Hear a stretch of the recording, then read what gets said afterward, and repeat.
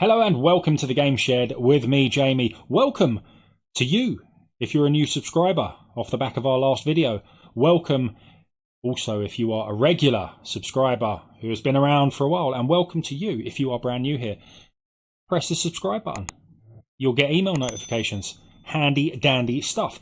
So today we are looking at, again, the G29 steering wheel. We're looking at the PSVR2 and we're looking at GT7, but I will be answering some of the questions you have posed to me via the form of the comment section below. And the core question that I will be answering today is one that was sent in by a user named The Outlet, who is a kart racer, and they want to know how much can this combo here of this steering wheel, the VR headset and GT7 satisfy the same thrill you get from racing in real life? And that's a very, very good question. Now, I'll try and answer to the best of my ability during this video because I do have quite a lot of experience in karting, and I shall discuss that during this exact run that I'm about to do. So let me get kitted up and we'll jump into a race and start seeing if I can answer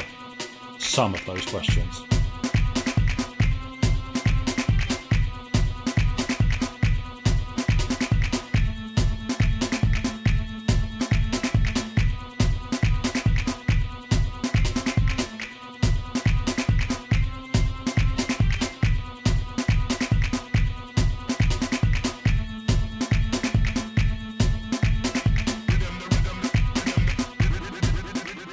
Alrighty, so here we are. This is Monza. I have set up a race at Monza, and what I've done, I've popped in the Racing Kart 125 shifter, the 49 brake horsepower little beast that is, and I've made no modifications to it other than changing the livery to a vomit inspired orange and sort of luminous purple, with some stickers around the outside. I've put 5 laps of the full Monza circuit.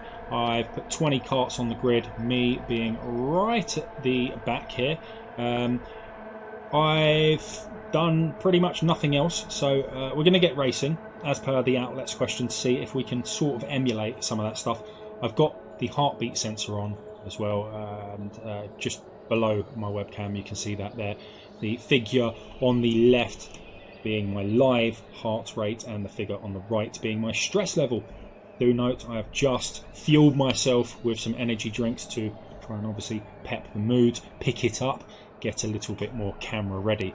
So anyway, that's enough talking. Let's fire up this race and see if we can answer some of those questions. Great, got some balance there. So let's start this race and see how good I am at Monza. I haven't raced a great deal of Monza in Gran Turismo 7. Here we go, we're in the kart. Now, one thing to note straight away, firstly, keep an eye off into the distance. You can see there are driverless karts. Obviously, where usually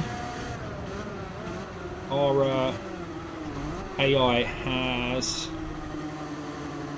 roofs. Oh, hello, we've had a bit of a spin there. We have, cars with roofs and the like. There's no need to draw those assets in, but it looks really bloody weird here, the fact that we have driverless cars up ahead, 2 cars up ahead. So when I get to within a certain distance, those drivers will pop in. One thing I have noticed, particularly about kart here, watch, there you go, driver popped in. One thing I have noticed particularly whilst racing all karts is the G29. I haven't made any adjustments to it in the back end to ensure more force feedback or anything of that nature. This is just stock settings. I've noticed that in karting there's a lot more pull. Oh, I knew I was going to do that. There's a lot more pull, so the steering wheel, if I get on this straight here and I let go, it moves left and right of its own accord. So hang on, there you go, you can see that a little bit. So sorry, I'm going to spin out again just as I test that part. I should really concentrate now. There's a lot more instability in karting, and that's really good, and that brings me kind of nicely into discussing my experience with karting. Now, I have a hell of a lot of experience in karting, not for many years now, but I used to actually be, for a long time, a marshal at a go-kart track in London, making my way up to assistant race director. Now, this go-kart track, for any of you in your late 30s, 40s, 50s even, who raced in and around London in the 90s to early 2000s, wow, may recall a place in Shepherd's Bush by the name of Daytona Raceway. And they went on to, it's an indoor karting arena in Shepherd's Bush, went on to later open up an outdoor circuit in a place called Milton Keynes in the middle of England, close to where I live now. And I worked for that franchise for many years, and basically while I was still studying at school, and I grew to absolutely love karts and everything to do with it. I had raced karts many times before as a child. I used to know somebody, the owner, the founder of a company called the Racing Kart Track down in Hounslow, near a place called Heathrow. You might be familiar with the airport, Heathrow Airport. And there was a go-kart track there in the 90s by the name of Spitfire. I knew the owner of that, so when I was a kid I used to go down there and race quite frequently. And that's where my passion for karting and racing in general began, at my early age, maybe 7, 8, 9 years old. Now, that was before there was a big system of kind of kids' karts available to the public and all that good stuff. The karts I'm most familiar with, most versed in, that I used to race, are kind of those BizKart chassis, 200cc, lawnmower engine, single engine indoor karts, petrol tank on the side, on the left hand side as you can see here, boiling hot. They would travel about 40 miles an hour. Plastic bucket seats would ruin your ribs.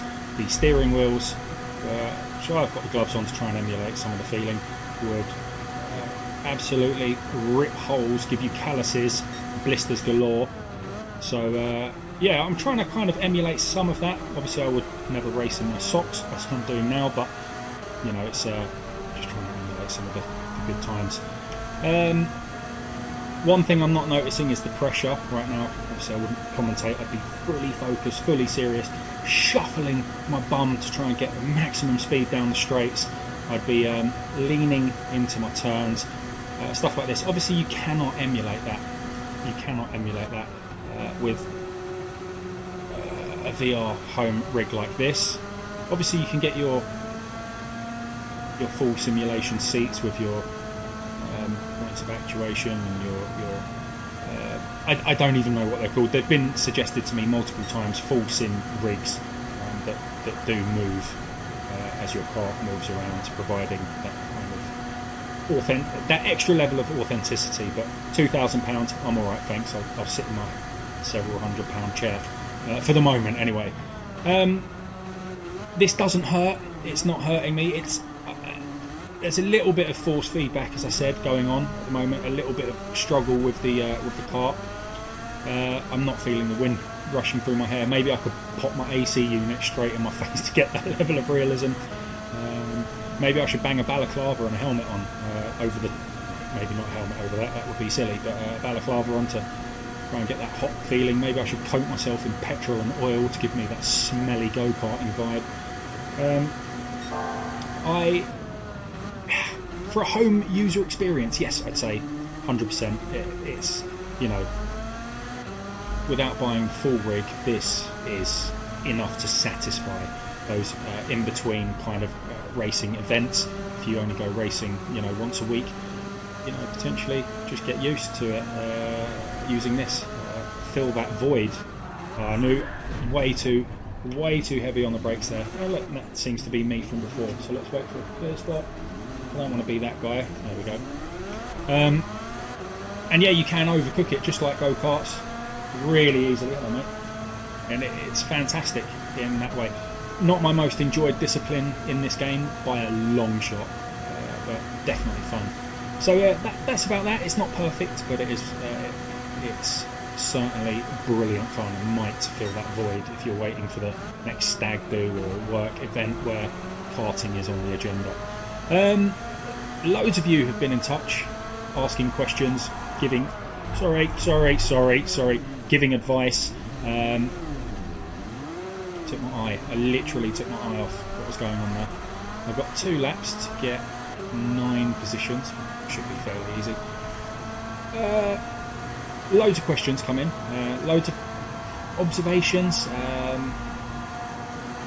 Yeah, lots of weird things said as well about VR2 and driverless karts, man. It's just weird.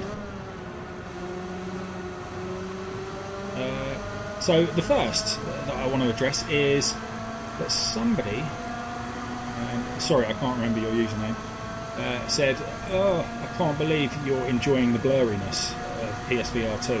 I returned mine." Blurriness?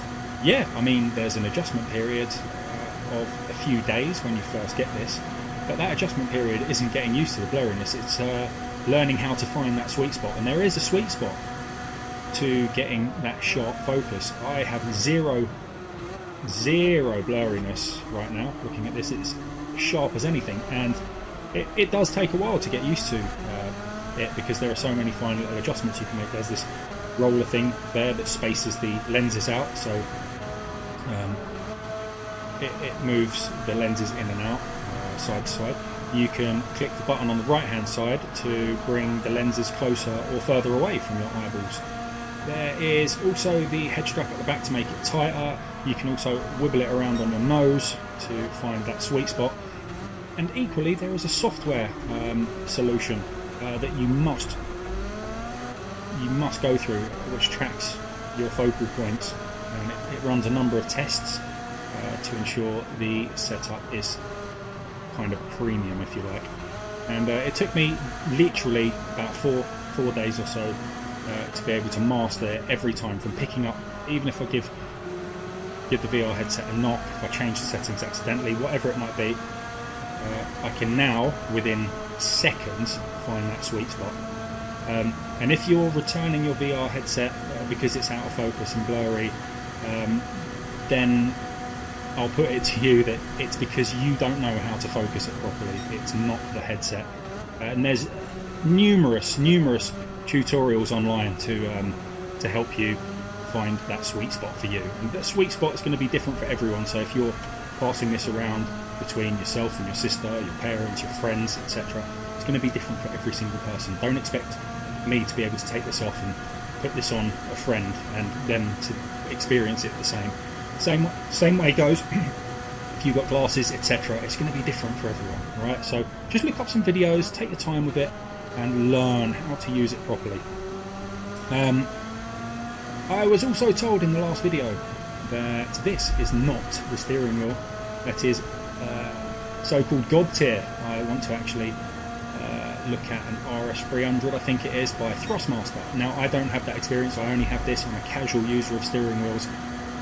So I couldn't tell you. I did watch a number of videos off the back of that comment, and it said basically for casual users like me, this is perfect. There's much of a muchness.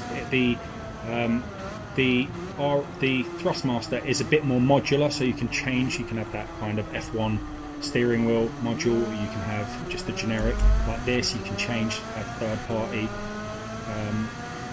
shifters and third-party pedals, etc. There's a heap that you can do with it, whereas this is kind of all-in-one, etc. This is cheaper as well.